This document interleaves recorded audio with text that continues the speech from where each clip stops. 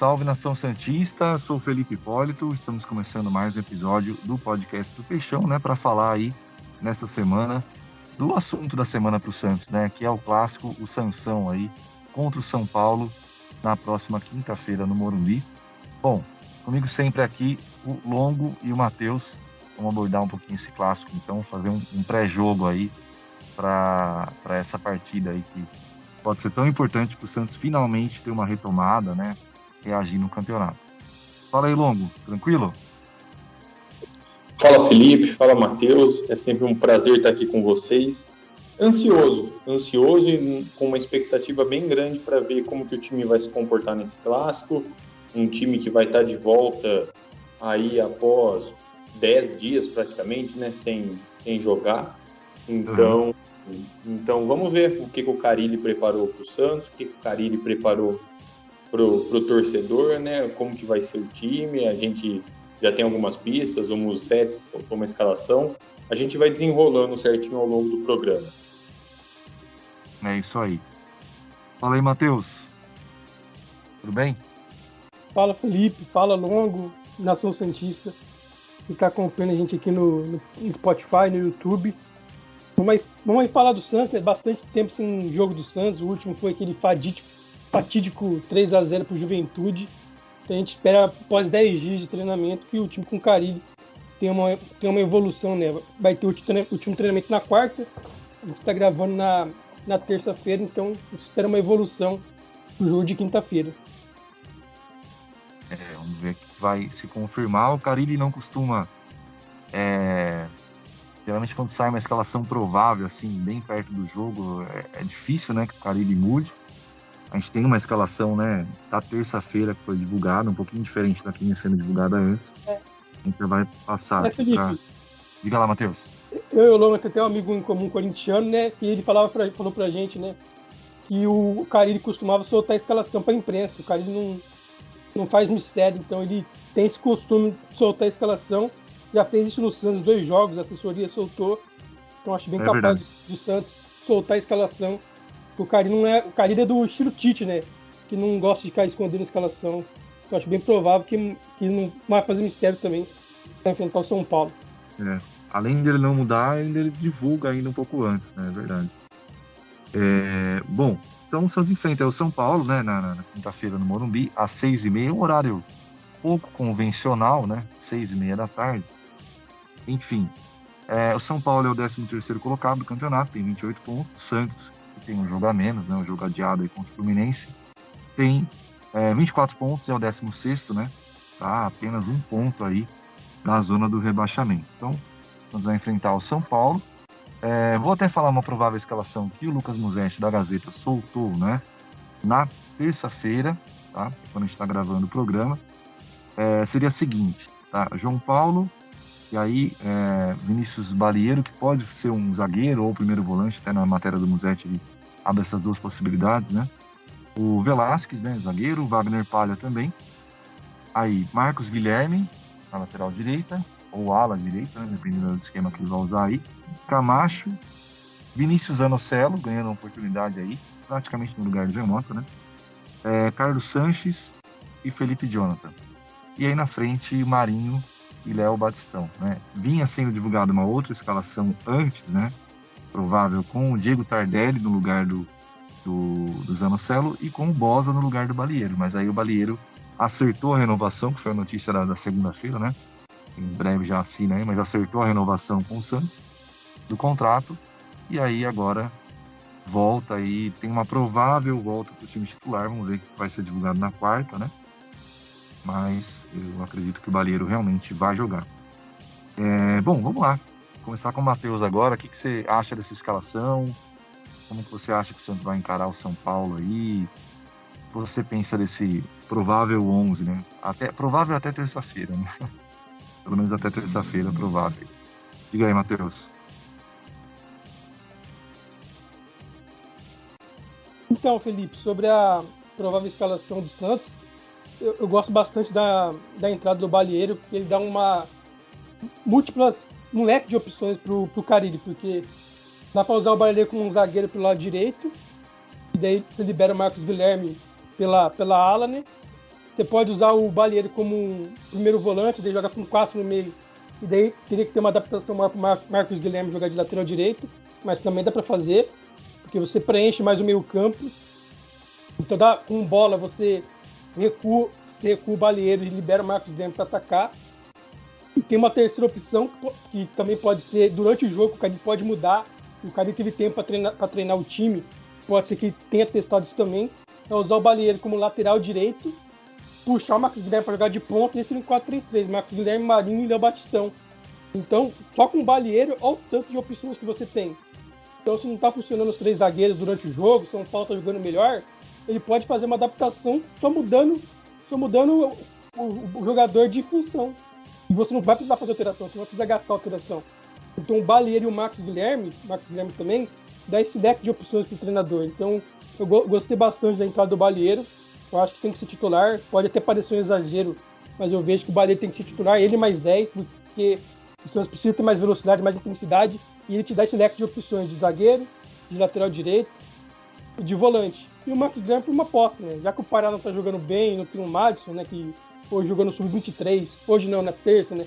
A gente está gravando. Isso. A gente está gravando na terça, o episódio na quarta. Jogou na terça no Sub-23 e fez gol.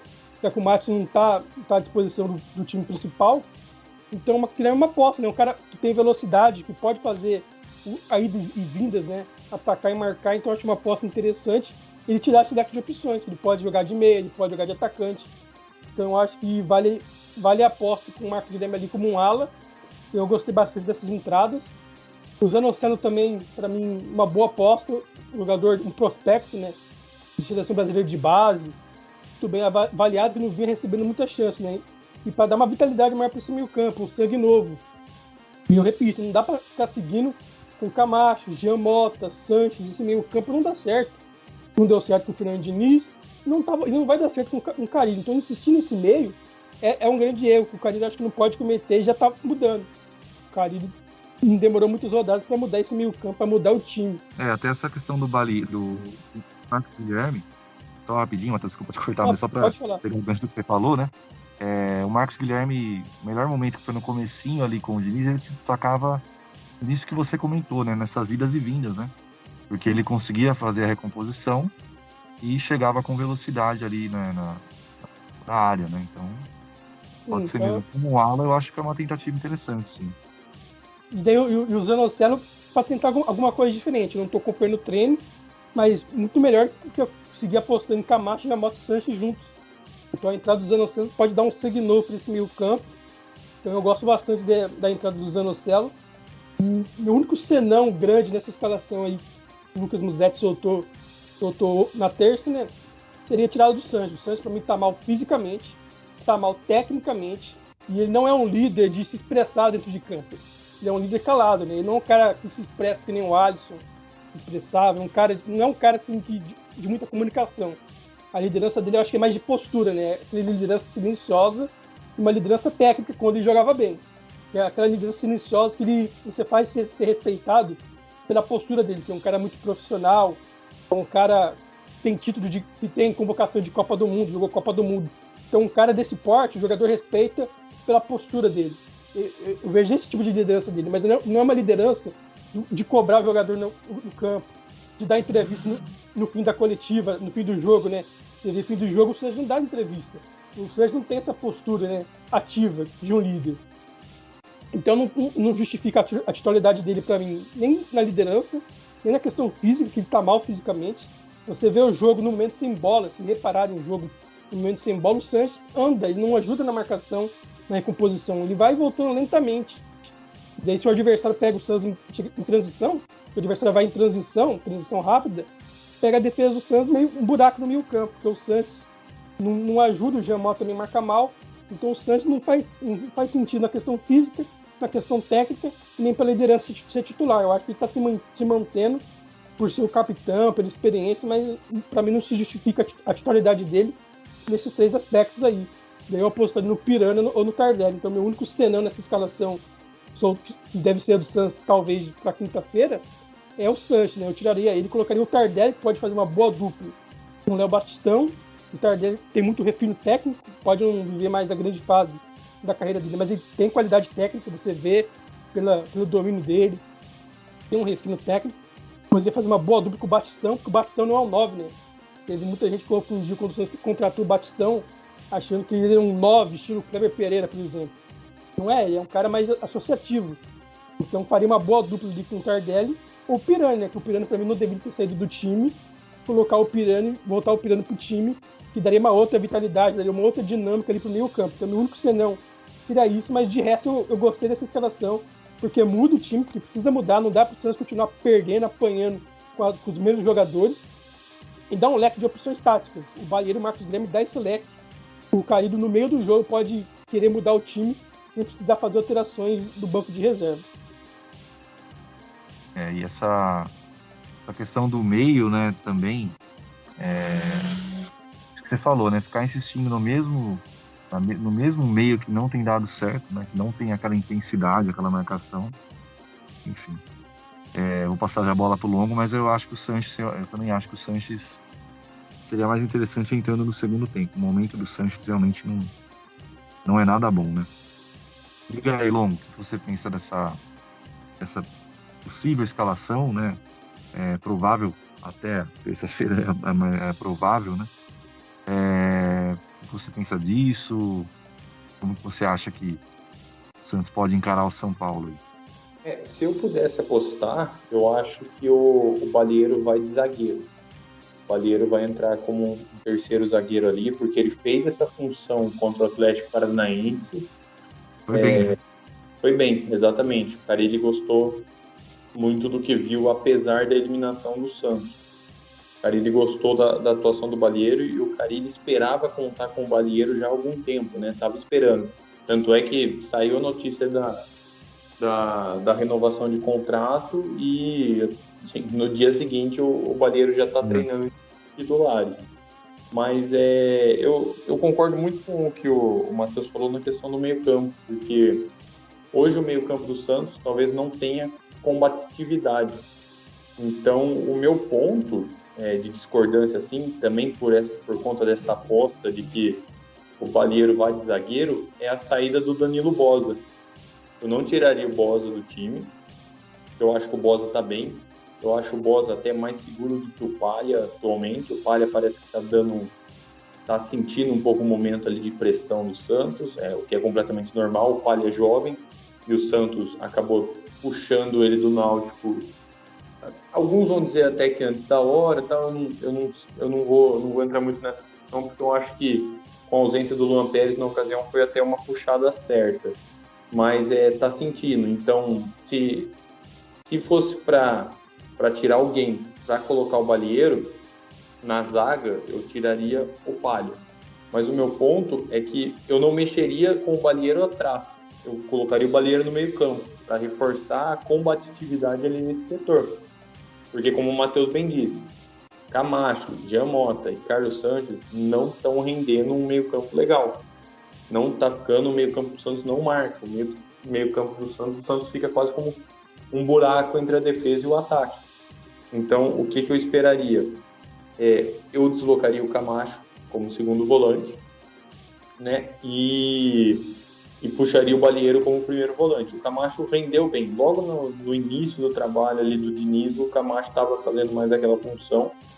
Então, eu acho que ele teve bons jogos como segundo volante. Se você for pedir para o Camacho marcar, já não é tão o forte dele. Na questão de saída de jogo, questão de passe, ele vai melhor. E o Sanches também. Eu assino embaixo quando diz que o Sanches ele meio que se arrasta em campo. Eu acho que a questão, o Diniz fez um mau planejamento. Diniz não, né? A comissão técnica do Diniz fez um mau planejamento quanto à utilização do Carlos Sanches. E eu não sei se o Carille percebeu isso ainda, porque ele está esgotado. Você percebe assim, chega no final do primeiro tempo ele está se arrastando em campo, aí no segundo ele começa a errar uns passes muito bobos, ele domina até que ele vira para tentar iniciar a jogada, para tentar a construção. É uma lentidão a mais. Então, eu particularmente iria com o Pirani ali no meio, porque eu acho que eu não entendi até agora por que o Pirani foi para o banco de reservas. Então, o meu principal ponto é esse, porque o Santos vai ter... É um clássico, então vai ser um jogo pegado e o Santos tem que entrar mordendo no meio campo. Então, para mim, a posição ideal do Balieiro para esse jogo específico seria no meio campo. Talvez depois, em outras partidas, você possa testar variações dele. Mas para esse jogo contra o São Paulo, eu colocaria ele no meio campo. E manteria o trio de zagueiros como está atualmente, com o Palha, o Velasquez e o Bosa. Não sei se é o que o Carille vai fazer. Pela provável escalação, não é o que vai acontecer. Mas o Santos vai ter um adversário que também está bem pressionado. E querendo ou não, por mais que muitos assim não tratem por enquanto o São Paulo como lutando contra o rebaixamento, o São Paulo não está muito longe da zona de rebaixamento também não. Então é um confronto direto, é um adversário que está pressionado, que perigou perder o seu técnico, né? Existiu uma reunião que podia definir a saída do Crespo, não aconteceu. Vai ter a volta do público e a volta da torcida é aquela questão, ela é 8 ou 80. Ou ela vai impulsionar, ajudar o time, ou ela vai enterrar de vez. Porque a gente viu, no caso do Grêmio do Sport, que a torcida não apoiou. Pelo contrário, a torcida vaiou. Tem até um caso, eu não lembro agora os nomes dos jogadores, mas que eles vaiaram quem estava saindo de campo e eles vaiaram quem estava entrando. E para um time grande, nessas horas, ainda mais quem está lutando contra o rebaixamento, ali quem está na parte de baixo da tabela, como é o caso do Santos, do Grêmio, do próprio São Paulo, a bola queima no pé. Então, tem tudo para ser um jogo bem complicado e vai ser um jogo brigado. Então, por isso que eu colocaria o Balieiro no meio campo e não na defesa, nem como lateral, nem como zagueiro. Mas é aquilo, o Carille teve muito tempo para fazer testes e pelo que a gente tem acompanhado no noticiário, ele testou muito. Ele está testando diferentes formações, diferentes formas de jogar, então eu tô com uma expectativa bem legal para ver o que vai acontecer. Só um ponto que o Longo falou, eu também acho que o Balieiro devia jogar no meio campo, que ele dá velocidade, intensidade, marcação, mas o meu ponto é que ele pode mudar durante o jogo, então se o time estiver jogando mal com o Balieiro de zagueiro, sem intensidade no meio, ele pode mudar o Balieiro no meio, deu meia hora, o time não está jogando bem, coloca o Balieiro de volante e sem mudar peças, você muda o sistema. Então, isso que eu acho que é ok também essa escalação, apesar de eu preferir o Balieiro de volante, que ele pode mudar durante o jogo. Aliás, ele poderia até, numa situação hipotética aí, colocar o Bosa na lateral direita, se ele tá com receio dele, né? Porque o Marcos Guilherme é um jogador mais avançado, deixar o Marcos Guilherme muito lá atrás como lateral, seria uma improvisação teoricamente maior, né? De repente, em algum momento do jogo, colocar o Bosa na direita e adiantar o Balieiro também. Felipe, se ele for escalar o lateral direito, ele não vai escalar o Marcos Guilherme, eu acho, como ali naquela posição, sabe? Eu acho que ele tá pensando no Marcos Guilherme ali pelo lado direito numa formação com 3 zagueiros, daí ele vai como um ala. Como lateral, eu acho muito difícil. Ficar menos diferente do que o Marcos Guilherme está acostumado a fazer. Né? Sim. Então, só um ponto que eu ia colocar, assim, eu tenho críticas, né, ao futebol, a questão do futebol, na gestão do Santos, falta de senso de urgência, algumas decisões erradas e tal, que eu acho que é muito pela inexperiência desse pessoal, dessa gestão nova, pessoal que até que se prova o contrário, muito bem intencionado, muito correto e tal, mas e peca muitas vezes por inexperiência e tal. Mas eu acho que no episódio do Balieiro a gestão foi bem. Queria só pontuar isso, porque realmente era uma renovação que estava meio travada, né, e tal. O pai do Balieiro ali parece que não estava muito disposto e tal. E eu acho que o Santos conduziu bem, né? O Santos conduziu bem. É um direito do Santos, né, de não usar o jogador no profissional, de deixar o jogador no sub-23 também, né? Não foi nada errado nesse sentido e faz parte de uma negociação, né? Para que você tente também nessa situação, né, com isso, fazer o jogador repensar, né, ou seja, você tira ele da time principal, né, que é o time profissional, o jogador pode repensar e tal, e reavaliar. Então, acho que o Santos conduziu bem essa negociação, né, porque seria muito complicado também ser mais um jogador que o Santos perder de graça aí, né, no final do contrato, né. Acho que esse é um ponto interessante. Sobre o time, assim, não coloquei, né? Acho que o Sanches, nesse momento, né? E me dói falar isso, porque eu sou super fã do Sanches, vocês sabem bem, né? Sei que vocês também são fãs dele, mas não vem indo bem, né? A bola vem queimando no pé, como colocou. Tem lances ali que, sabe, é irreconhecível. E fala, nossa, mas nem parece que é o Sanches, né? Que é muito fora daquilo que a gente estava acostumado a ver o Sanches fazer, né? Então, acho que, né, confesso que eu também, assim, não entendi muito bem por que ele tirou o Pirani, né? Acho que o Pirani não vinha mal, né? Claro que o Pirani oscila, tem a idade e tudo mais, mas também tem esse porém em relação à escalação. Mas é confiar, ele tá vendo os treinos, ele tem os critérios dele, né? Eu acho que é positivo o fato de ele estar mexendo no meio, porque é um calcanhar de Aquiles do Santos, já que a zaga aparentemente já está mais acertada, né? A gente vê o Santos aí com uma zaga mais segura. Tudo bem que no último jogo houve as falhas individuais, né? Inclusive do Palha, né? Que realmente está inseguro. Eu acho que numa situação normal até, eu acho que o Kaique vai ganhar essa posição do Palha, né? Se ele mantiver os 3 zagueiros, eu acho que ele vai manter. Mas, enfim, pelo menos você percebe que tem um encaixe melhor, a zaga parece que está mais preparada, tá mais bem posicionada, né? Então, eu acredito que o que pega é essa questão do meio mais, né? É mais a questão do meio. E, claro, alguns jogadores precisam voltar também a performar melhor, né? Marinho, a gente sabe que pode jogar muito mais do que ele vem jogando, né? Mas quando a gente fala de meio, é uma coisa que preocupa, porque se a bola não chega, né? Tudo bem que o Batistão é um cara associativo, que o Matheus falou bem, mas para que a bola chegue para ele ter condição de finalizar também, Santos tem que criar, né? Mais oportunidades, né? É, Santos tem criado, é verdade, tem até criado nos jogos do Cali até agora. Acho que na média tá até um número de finalizações melhor que era com o Diniz, né? Não vem sendo aquela retranca, né? Que eu até tinha uma certa pulguinha assim, putz, será que o Cali vai ser uma coisa super retrancada e tal? Porque o Cali teve aqui no Brasil a amostragem dele foi no Corinthians, em boa parte do trabalho no Corinthians foi um time bem defensivo, né?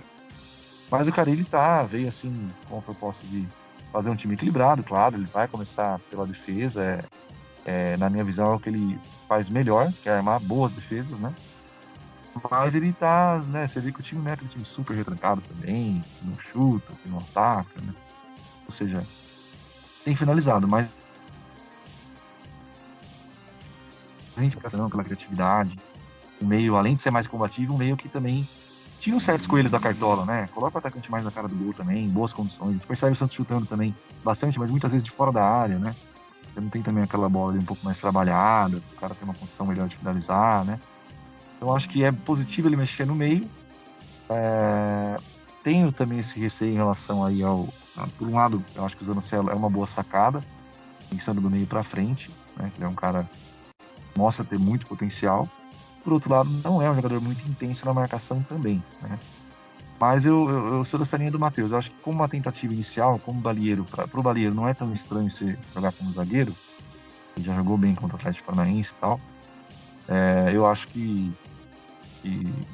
que assim, é compreensível ele estar ali como um zagueiro e tal, né? E acho que ele não tirou o Palha porque pelo lado esquerdo, por mais que o Velasquez possa fazer o lado esquerdo, o Velasquez vem bem na sobra, né? Então tem toda essa questão.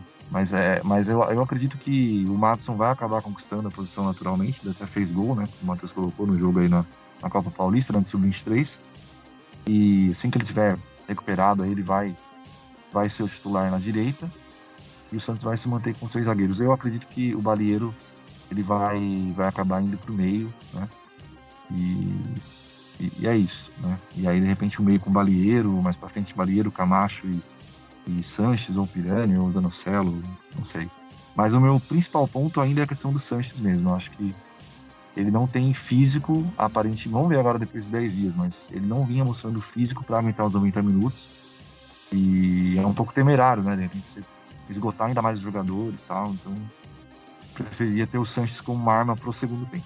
Fala, Matheus. Isso. Então, sobre a questão de chances, né, que o Santos não está criando pro Batistão, No último jogo ele teve 2 chances, então para mim, eu acho que ele é um jogador mais associativo do que finalizador, mas na fase do Santos, o cara tem 2 chances e tem que guardar. Teve um que passou rente à trave ali, né? Aquela de cabeça, né? Primeiro teve um chute rasteiro dele, o Felipe Jonathan cruzou, e o outro foi de cabeça. Os 2 cruzamentos do Felipe Jonathan. Então essas chances, o Batistão não pode perder o gol. Ele tem que fazer, esse gol ele tem que fazer, porque o Santos está numa fase que o Santos não vai criar muito. O Santos está pressionado, a bola queima no pé, como o Longo falou do Grêmio, a bola também queima no pé do jogador do Santos, a pressão está grande. Então o Santos não vai criar muitas chances. O jogo com o São Paulo mesmo, eu prevejo um jogo de poucas chances.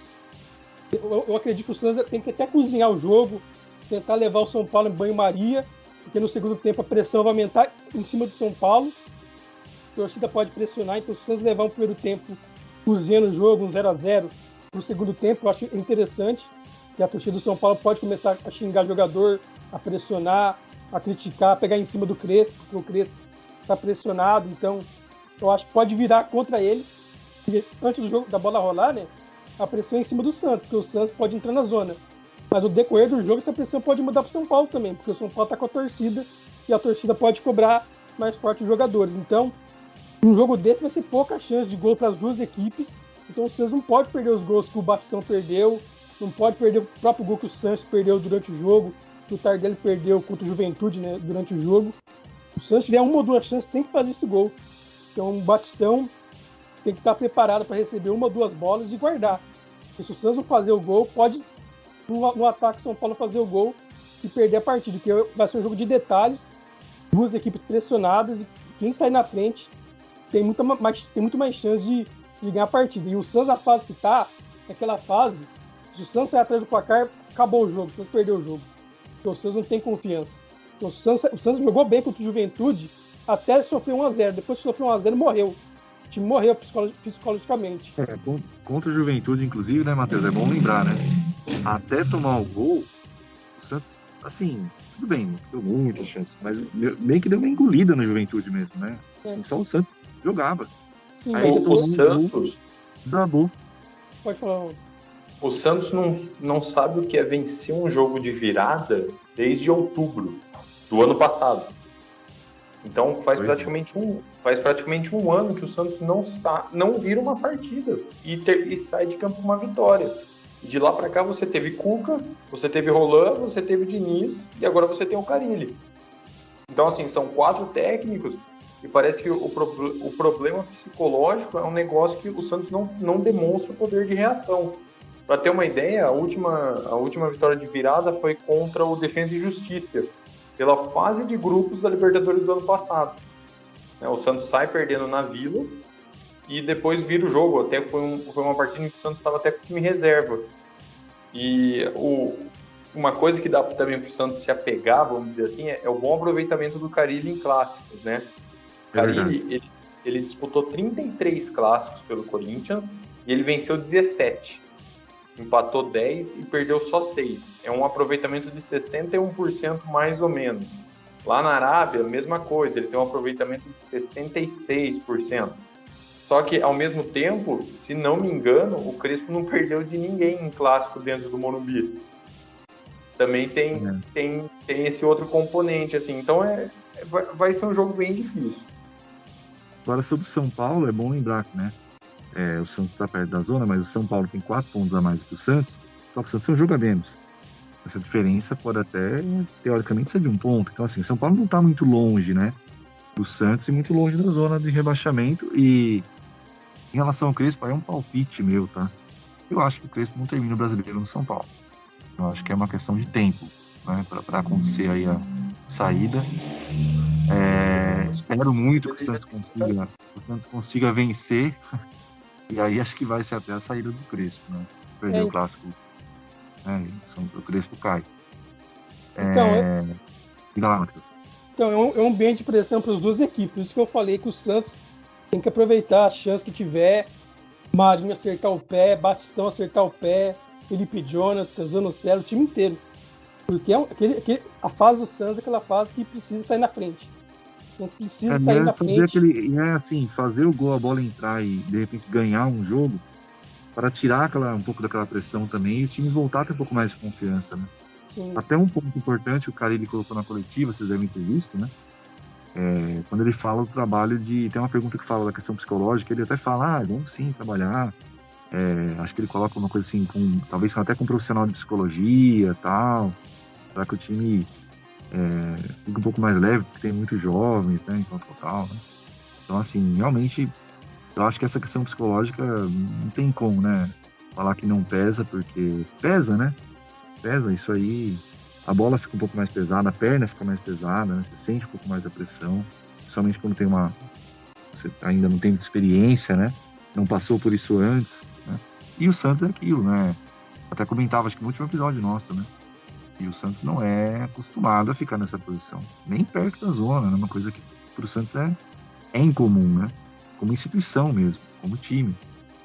Então, mas eu tô confiante que o Santos vai fazer um bom clássico. Acho que vai ser um clássico que a gente vai conseguir competir e é aquilo que o Matheus falou, né? Fazer de tudo para não tomar esse gol primeiro. O time tem sentido demais, né?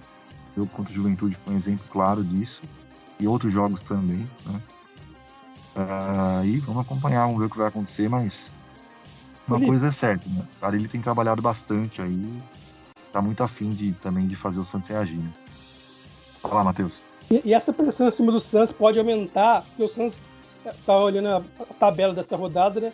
O Santos, os times que estão brigando para não cair, vai ser o último que vai jogar. O único time que vai jogar quinta-feira é o Santos. Então o Bahia joga na terça-feira, está gravando na terça, episódio na quarta, joga na terça com o Corinthians, daí se vencer, passa o Santos. Na quarta, o Grêmio vai ter outra chance de passar o Santos, joga com o Cuiabá em casa, perderam para o Sport, perdeu a chance de passar o Santos, mas vai ter uma outra chance, que joga antes do Santos. Então os times contra o rebaixamento, Sport, que está atrás, está bem atrás, mas se ganhar do Juventude pode dar uma encostada. Então o Santos pode entrar ainda mais pressionado para o Clássico, porque por causa da tabela da CBF, o Santos vai ser o último time que vai jogar. Então, por isso que eu falo, antes da bola rolar, a pressão está em cima do Santos. Mas se o Santos conseguir cozinhar o São Paulo, ficar um 0x0, a pressão pode inverter de lado, porque a torcida do São Paulo pode jogar contra o time. Então, por isso que eu acho que é importante para o Santos não levar gol no primeiro tempo. Levar um 0x0 para o segundo tempo, eu acho que seria o ideal, porque pode colocar pressão pro lado do São Paulo. Bom, é isso aí. Alguma mensagem final aí, Longo? Começando com você aí, um recado final aí para a Nação Santista. Quer acrescentar também alguma coisa? Não, vamos ver qual que vai ser a postura do time, vamos ver, como vocês bem disseram, o Santos precisa voltar a fazer gols, o Santos faz mais de um mês que não faz um gol, então tá uma coisa pesada, tá aquele clima de desconfiança, mas eu tenho muita confiança que o time vai melhorar, porque eu já percebi melhor em comparação ao trabalho anterior. Por mais que os resultados ainda não apareceram, você vê que o time está mais objetivo. Então eu acho que nesse momento o torcedor do Santos ele tem que apoiar e deixar a crítica de lado. Quer criticar? Critica depois do apito final, não critica durante o jogo. Durante os 90 minutos tem que criticar. E é só com esse apoio que o Santos vai sair dessa situação, que a gente vai poder continuar vendo o time na primeira divisão ano que vem. E só para terminar, para finalizar da minha parte, ponto positivo para a diretoria, colocou ingresso barato para o jogo contra o Grêmio, então R$40 inteira, R$20 a meia. Se você tiver vacinado, se você cumprir as exigências, vá, apoie, tiver condições de ir, vá e apoie o Santos, que vai fazer toda a diferença. A Vila Belmiro é o principal aliado do Santos nessa reta final do Campeonato Brasileiro. Valeu, pessoal, um grande abraço a todos. Matheus, último recado aí para a Nação Santista. Considerações finais. Um abraço, Felipe, Longo, para a Nação Santista que está acompanhando a gente. E daí, finalizando sobre o time do Santos, eu acho que o time está melhorando em relação ao Diniz, o cara está começando a acertar. A defesa contra o Ceará mostrou evolução, contra o Juventude não tinha sofrido nada na defesa. O Juventude, uma bola fez 1x0, depois que o time morreu na mente, o mental do time morreu, daí acabou sofrendo o segundo e terceiro gol. Então eu vejo uma evolução, por isso que eu estou esperançoso. 10 dias o cara teve para trabalhar, com outro fator positivo. O cara tem um retrospecto importante em clássico, como o Longo pontuou. Então acho que esses são componentes para deixar a gente esperançoso que o Santos joga melhor contra o São Paulo. sobre o público, né, que o Lon comentou, eu também reforço isso. Se for para criticar, eu não quero dar lição de moral para ninguém, né, para a torcida do Santos, mas se for para criticar, para pegar no pé do jogador no meio do jogo, é melhor não ir. A torcida do Santos precisa apoiar o time nos 90 minutos. Não pode fazer o que o Grêmio fez. A torcida do Grêmio, no meio do jogo, eu estava assistindo o jogo, começou a xingar o jogador, presidente, criou um ambiente negativo para o Grêmio. Os jogadores do Grêmio pegavam uma bola e a bola queimava no pé, porque criou uma pressão em cima deles. Então, acho que a torcida do Santos precisa dar o exemplo, né? A diretoria colocou ingressos baratos, R$40, então quem está vacinado, quem puder, vai, apoia o time, mas não criar um ambiente negativo. O Santos não pode fazer a Vila Belmiro ser contra. A Vila Belmiro tem que ser algo positivo para a gente sair dessa situação. Que nem foi em 2008, com Cleber Pereira, Molina e companhia, a torcida apoiou, a torcida fez a Vila Belmiro um caldeirão e o Santos saiu daquela situação. Então a torcida tem que fazer a sua parte e apoiar o time. Depois do final do jogo, se quiser criticar, xingar jogador, presidente, pode fazer.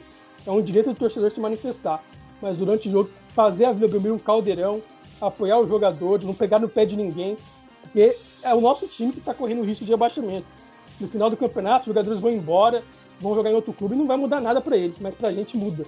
Então a gente tem que fazer a Vila Belmiro um caldeirão e esquecer um pouco as críticas que a gente tem para Jean Mota, Pará e companhia. Era esse o recado, um abraço a todos e até a próxima. É isso aí. Quem puder, né?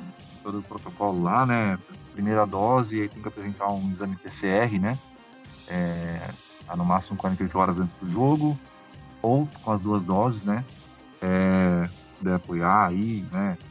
Sentir seguro também e tal, né? Tome todos os cuidados possíveis dentro, fora do estádio, né? Mas é um apoio importante do Santos nesse momento, mas vamos lembrar, né, que toda a pandemia, então vamos tomar cuidado aí. Graças a Deus estamos num momento bem melhor do que já estivemos, né? A vacinação vem avançando e tudo mais, mas vamos seguir com todos os cuidados. E o Santos, em relação a preço de ingresso, acho que foi uma decisão acertada, com certeza, né? Deixar mesmo o valor mais baixo para ficar mais acessível, para que o pessoal possa ter condições aí de comprar o ingresso. E é isso, né? Procurar apoiar, mesmo a Vila Belmiro. O Matheus falou bem de ser um diferencial, e na minha visão mesmo, uns diferenciais históricos, inclusive, né? Já que o Santos, inclusive, nunca tenha caído, nunca tenha disputado uma segunda divisão. Então a Vila Belmiro é uma arma muito grande do Santos, é uma arma muito forte. O estádio e o apoio da torcida também, né? Se inclui nisso, a questão do caldeirão e tudo mais. Então, tome todos os cuidados mesmo, né? Quem for, tome todos os cuidados mesmo e toda essa opinião também. Acho que é importante apoiar mesmo no começo do jogo. Depois do jogo, é direito do torcedor se manifestar, desde que não seja de forma violenta, claro, né? Se manifestar e isso faz parte. Mas durante o jogo, apoiar mesmo para que o time realmente tenha enfim, um clima bom, né? Para poder se empenhar. Mas, né, com o time que já está pressionado, tem essa pressão a mais também, ter ali muita crítica, aquela coisa e tal, o próprio jogador ouvindo ali muita coisa, né, direcionada para ele. Então, enfim, é isso. Fiquem com Deus, se cuidem, né? A pandemia não acabou, então se cuidem e tomem todos os cuidados. E um abraço longo, um abraço, Matheus, obrigado aí pela parceria de sempre, pela companhia, pela resenha, pelo debate. E vamos aí na esperança de que o Santos realmente consiga fazer um jogo bom. Se fizer um jogo bom, vai trazer um resultado bom, né? Um empate ou principalmente uma vitória, para que a gente comece aí uma arrancada aí, finalmente reaja e saia dessa posição que não tem nada a ver com o Santos, né? Beleza? Valeu, fiquem com Deus aí. Grande abraço.